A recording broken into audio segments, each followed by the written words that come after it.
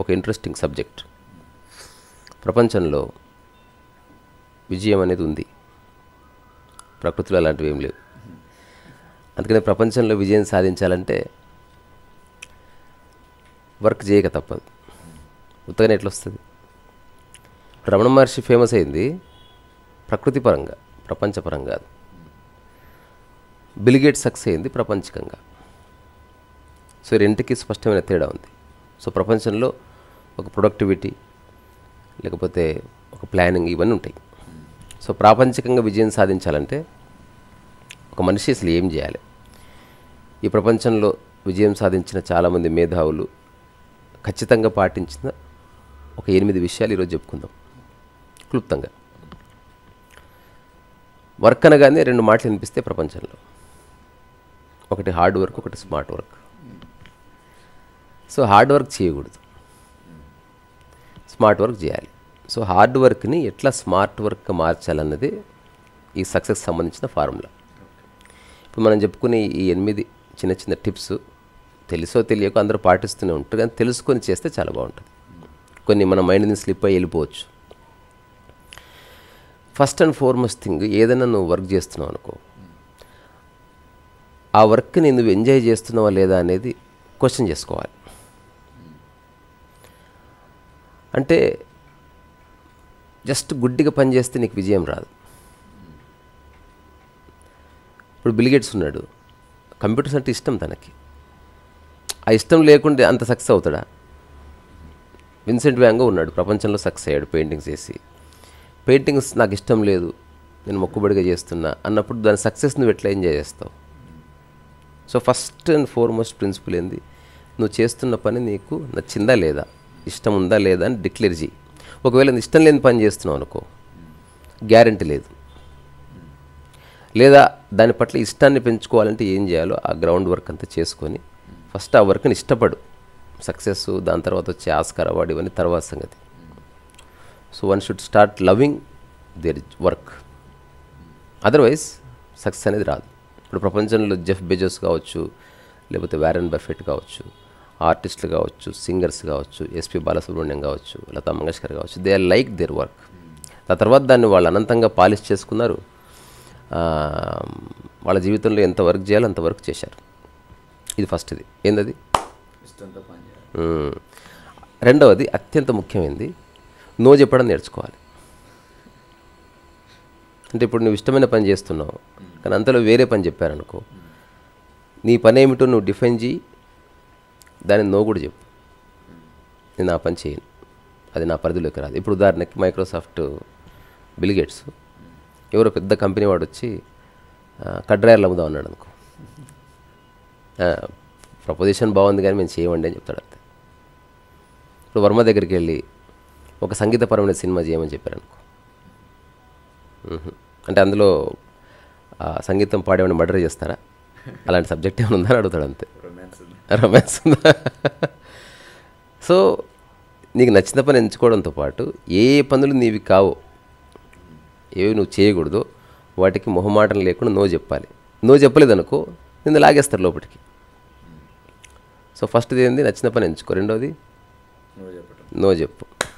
మూడవది, ఎవ్వరు లేరు నీ చుట్టుపక్కల, నువ్వు ఒక్కడే ఉన్నావు, నీకు నచ్చిన పని చేస్తున్నావు, దాని పరిధి ఏమిటో డిఫైన్ చేయాలి నువ్వు. ఇప్పుడు నాకు నచ్చిన పని పెయింటింగ్ వేస్తున్నా, అక్కడితో అయిపోదు, దాన్ని నిర్వచించాలి నువ్వు. పెయింటింగ్ ఎందుకు చేస్తున్నా అంటే, ఇప్పుడు నా డెఫినేషన్ నేను చెప్తా. నాకు పెయింటింగ్ ఇష్టం కాబట్టి చేస్తున్నా, నా పెయింటింగ్ కొనకపోయినా చేస్తా, పెయింటింగ్లో ఎన్ని రకాల ప్రయోగాలు ఉన్నాయి అన్ని రకాల ప్రయోగాలు చేస్తా, నేను మరణించే వరకు పెయింటింగ్ చేస్తా, ఎవరు కొనకపోయినా బాధపడను. ఇట్లా నేను నిర్వచించిన కాబట్టి జీవితంలో ప్రాబ్లం రాదు. ఎవరన్నా కొంటే డబ్బులు వస్తే తీసుకుంటాను, కానీ డబ్బుల కోసమే పెయింటింగ్ చేయట్లే. నువ్వు నిర్వచించవచ్చు, నేను పెయింటింగ్ మనీ కోసమే చేస్తున్నా, ప్రపంచంలో ఒక గ్రేట్ ఆర్టిస్ట్ లాగా నాకు పేరు రావాలని నా యొక్క జీవితాశయం. ఇప్పుడు నా పద్ధతి ప్రకారం నేను ఎంచుకున్న మార్గం ఒకలాగా ఉంటుంది, బికాజ్ ఐ డిఫైన్డ్ ఇట్. నీ పద్ధతి ప్రకారం నువ్వు ఇప్పుడు గ్యాలరీస్కి వెళ్ళాలి, ఒక పోర్ట్ఫోలియో తయారు చేసుకోవాలి, ఒక ప్రైమ్ మినిస్టర్ని ఎగ్జిబిషన్కి పిలవాలి, ఇనాగ్రేషన్ చేయించాలి, ఇవన్నీ వస్తాయి.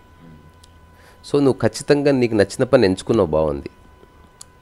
నీ పని కానిది ఎవరైనా చెప్తే నో చెప్తున్నావు, బాగుంది. కానీ మూడోది, నీ పనిని నువ్వు డిఫైన్ కూడా చేయాలి, లేకపోతే అది ముందుకెళ్ళదు. నీకు నచ్చిన పనే చేస్తున్నావు కానీ 50 ఏళ్ళైనా నీకు అది ఏ రిజల్ట్స్ ఇవ్వదు. ఇది మూడవది. నాలుగోది అత్యంత ముఖ్యమైనది, నా జీవితంలో నేను చూసింది, చాలా గొప్ప టాలెంట్ ఉంటుంది, వాళ్ళు నచ్చిన పని వాళ్ళు డిఫైన్ కూడా చేశారు, తర్వాత వాళ్ళు అందరికీ నో కూడా చెప్తున్నారు, కానీ కమ్యూనికేషన్ స్కిల్స్ ఉండవు. అంటే దాన్ని ఎట్లా నువ్వు మార్కెట్లోకి తీసుకెళ్ళాలి, మాట అనేది చాలా ఇంపార్టెంట్. నాకు తెలిసిన ఒక ఆర్టిస్ట్ చాలా బ్యూటిఫుల్ పెయింటర్, అలా బ్రష్ పెట్టాడంటే చాలా గొప్ప క్వాలిటీ వస్తుంది, కానీ మాట దరిద్రం. ఇప్పుడు వచ్చిందా కొట్లాడిపోయేవాడు. ఇప్పుడు ఎగ్జాంపుల్, ఇది పెయింటింగ్ ఎంత అంటే 20,000 అవుతుంది. అరే మంచిగా చెప్పు, నువ్వు ఎవడరా నీకు మంచిగా చెప్పు, నీకే నువ్వు పెయింటింగ్ అని ఇట్లా ప్రతిదీ తప్పుగానే మాట్లాడతాడు అనమాట. మళ్ళీ నోట్లో పాన్ కూడా ఉంటుంది. తర్వాత సరే కొంచెం తక్కువ చేయొచ్చు కదా, ఎవడు చేస్తాడు. కొన్నిసార్లు నేను మాట్లాడతాను, నాకేం కమిషన్ వద్దు, నీ మాటల వల్ల వర్క్ కోల్పోతున్నావు. ఇప్పుడు 20,000 చెప్తున్నావు, ఎంత తక్కువకి చేయగలుగుతావు? 2-3 తక్కువ అంతకంటే ఎవరు చేస్తాడు ఇట్లా. ఆడికి తెలుసు ఆ బోర్డు ఎంత కష్టం ఉంటుంది. నాకు చెప్పు రాబోయే 3,000 వరకు అంటే 17,000 వరకు చేస్తావు కదా. అప్పుడు నేను వెళ్ళి మాట్లాడేవాడిని. ఇదంతా ఒక రూమ్లో ఉంది సంతోష్ నగర్లో. ఎంత అంటే 20,000 అంటున్నాడు, వాడికి మాట్లాడడం రాదు, 3,000 తగ్గిస్తా అన్నాడు. లేదన్నా జర 15,000 అయితే నాకు బడ్జెట్ ఉంటుంది. నేను మళ్ళీ ఇలా చెప్పేవాడిని, అరే 2,000 వచ్చేది లేదు పోయేది లేదు, 15,000 అయితే వస్తున్నాయి కదా, అట్లే కాంతి ఆ మొత్తం ఇచ్చిపోమను. దూరం అది. ఆశ్చర్యం ఏంటంటే ఇప్పటికీ అట్లే ఉన్నాడు, స్ట్రగుల్ అయితేనే ఉన్నాడు. అదొక్కటి మార్చుకోవడం ఇంపార్టెంట్ అని తను గుర్తించట్లేదు. సో కమ్యూనికేషన్ స్కిల్స్ చాలా ఇంపార్టెంట్. ప్రపంచంలో ప్రకృతిలో ఏ కమ్యూనికేషన్ స్కిల్ అవసరం లేదు. ఇప్పుడు నేను ఎవరితో మాట్లాడను, నాకు ఎవరితో పని లేదు, నేను నా జీవితాన్ని సక్సెస్ అయినా ఫెయిల్ అయినా అనుభవిస్తాను, ఉన్నది ఏదో తింటాను పడుకుంటాను అన్నవాడి కమ్యూనికేషన్ స్కిల్స్ ఎందుకు? ఇప్పుడు యోగులు ఉన్నారు, కొడతారు, అరుస్తారు, తిడతారు, కమ్యూనికేషన్ స్కిల్స్ అక్కర్లే, వాళ్ళ దగ్గర ఉన్నది వేరే, దానికోసం పోతున్నారు. ఐదవది, ఈ ప్రపంచంలో అత్యంత ముఖ్యమైన విషయం ఏంటంటే మొబైల్ అనేది మన జీవితానికి మంచిది చెడ్డది రెండు. సో అందుకే నీ పని చేస్తున్నప్పుడు నోటిఫికేషన్స్ బంద్ చేయి. ఇప్పుడు నాకు అట్లీస్ట్ చాలా మంచి మంచి కంపెనీల సీఈఓలు తెలుసు, వాళ్ళు ఎవరు ఫోన్ వాడరు. ఫోన్ వాడినా 2-3 ఫ్రెండ్స్ వాళ్ళు ఫోన్ చేస్తారు, ఆఫీస్ ఫోన్ వేరే ఉంటుంది.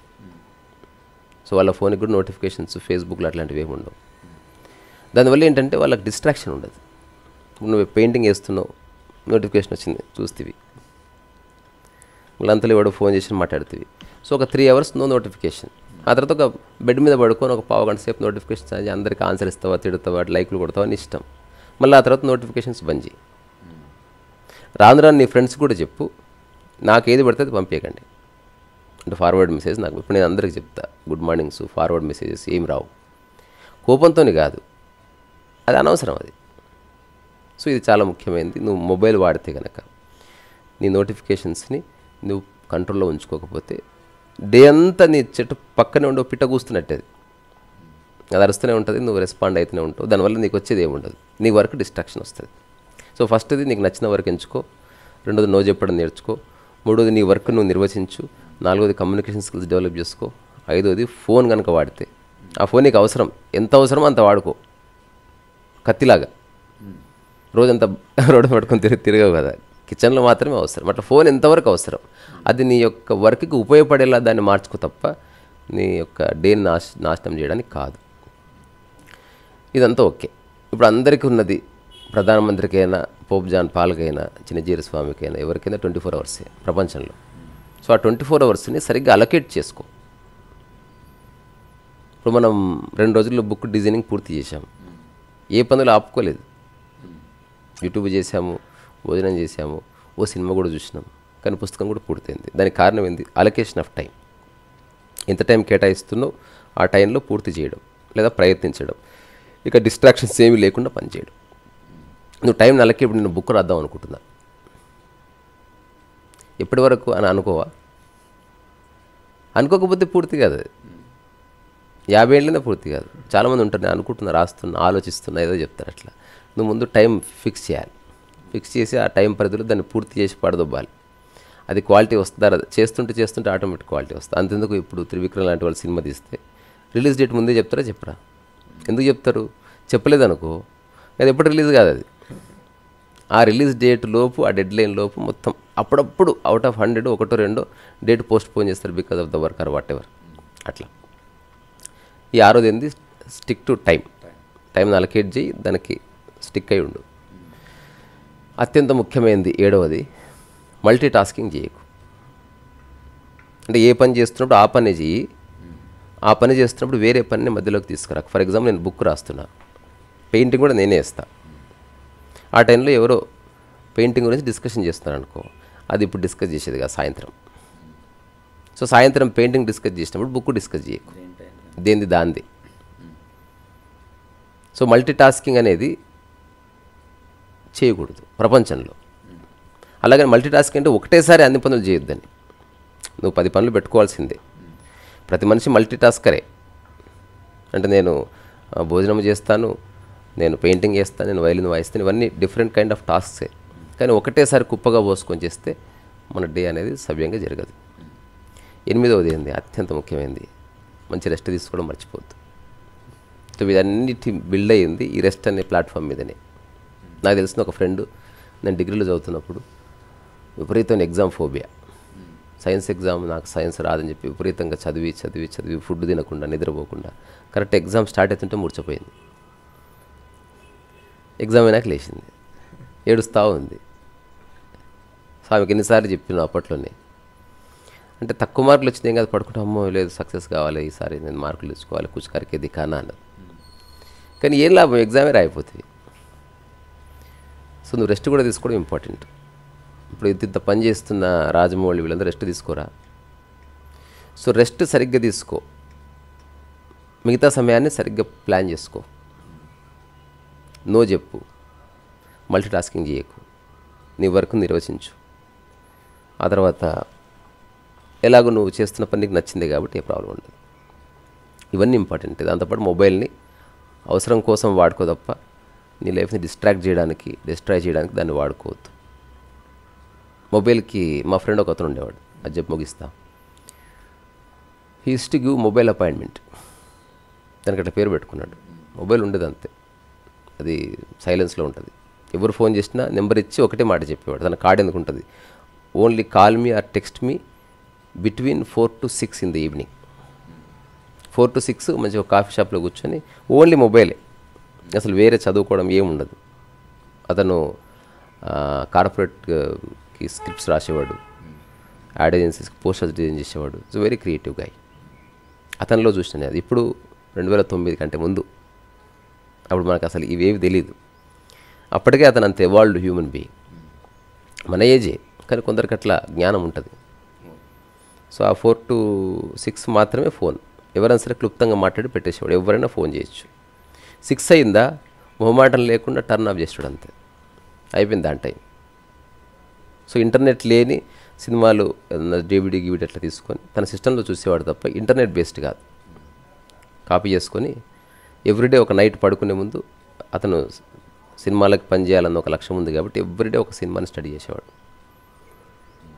చాలా పుస్తకాలు ఉన్నాయి. ఎవ్రీ మార్నింగ్ నిద్రలేస్తున్న ఒక 1/2 బుక్ చదివేవాడు. అదే బుక్ తింటున్నప్పుడు చదివేవాడు, అదే బుక్ నైట్ తింటున్నప్పుడు చదివేవాడు, ఓన్లీ తింటున్నప్పుడే బుక్ చదివేవాడు. అట్లా పెట్టుకున్నాడు అతను. ఇంకా మిగతా టైంలో బుక్ను పట్టుకోడు, ఇంకా అసలు నువ్వు ఇచ్చిన no put like this not the time అని చెప్పేటాడు అంతే. అది నాకు అజీబ్ ఉండేది, చదవచ్చు కదా. ఇప్పుడు సినిమాల గురించి మన this is not the time అనేటాడు. ఇప్పుడు ప్రపంచపరంగా ఏ స్టేజ్లో ఎవరు బాగానే ఉన్నాడు, అమెరికాలో ఉన్నాడు. సరే అందరికీ సక్సెస్ వస్తుందంటే ఎవరి డెఫినేషన్ వాళ్ళది. సో మన గ్రౌండ్ ఏదో దాన్ని బట్టి అతని కనుక చిరంజీవి ఇంట్లో పుట్టింటే ఇప్పటికి గొప్ప డైరెక్టర్ అయ్యేటాడు.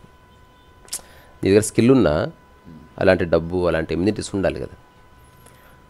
ఇప్పుడు నాకే అంబానీ బంధువు అనుకో, చాలా పెద్ద స్టూడియో ఉండేది కదా నాకున్న స్కిల్కి. లేవని బాధపడ్డం కాదు, అది ఉన్నా లేకున్నా స్టూడియో ఎంత పెద్దదైనా నువ్వు చేయాల్సిన పని ఏదైతే ఉంటుందో అది చెయ్యి ఫస్ట్, మిగతావి తర్వాత. సో ఇదంతా చేస్తే సక్సెస్ వస్తుంది. ఇది ఓన్లీ 1 డైమెన్షన్ మాత్రమే. నేను చెప్తున్నా అసలు సక్సెస్ ఫెయిల్యూర్ని పట్టించుకోకుండా పని చేయాలి. ఎందుకంటే తీరా చాలా చేసిన తర్వాత నేను అనుకున్నంత సక్సెస్ కావాలని బాధపడ్డాం అనుకో మళ్ళీ వేస్ట్. ఇదేందో ఒక పర్సనాలిటీ డెవలప్మెంట్ అండర్స్టాండింగ్ లాంటిది. ఇప్పుడు ఏదైనా ప్రయాణం చేయాలంటే ఫ్లైట్ ఎక్కినప్పుడు చెప్తారు సీట్ బెల్ట్ వేసుకో, ఇది ఏదన్నా ప్రయాణం అది ఆపద జరిగితే ముక్కుకి మాస్క్ వస్తుంది, పైనుంచి కింద పడితే ఇప్పుడు వాడొద్దు క్రైమ్ అవుతుంది, తర్వాత ఈ డోర్లోకి వెళ్ళిపోవాలి ఈ డోర్ అని చెప్తారు. సో ఈ 8 ప్రిన్సిపల్స్ అనేవి అటువంటివి. ఫర్ ఎనీబడి ఎవరెవరైతే జీవితాన్ని మొదలు పెడుతున్నారో వాళ్ళంతా లైఫ్లో సక్సెస్ చేయాలంటే ఫస్ట్ ఇవైతే ఉండాలి ఫండమెంటల్స్. కానీ ఆ తర్వాత వ్యక్తిని బట్టి సక్సెస్ నిర్వచించబడుతుంది. చాలా సక్సెస్ అయినా బాధపడే వాళ్ళు ఉన్నారు, చిన్న సక్సెస్కి పొంగిపోయే వాళ్ళు ఉన్నారు. అది వ్యక్తిని బట్టి మారిపోతుంది. నేను ఇవన్నీ పాటిస్తాను కానీ సక్సెస్ కోసం కాదు, బికాజ్ నేను సక్సెస్ని ఫెయిల్యూర్ని బిలీవ్ చేయను. సో ఇది ప్రాపంచికంగా ఎవరన్నా చేయాలనుకుంటే ఇవి పాటిస్తే బాగుంటుందని మాత్రమే చెప్తున్నాను. So wish you all the success. రీసరస వయసు.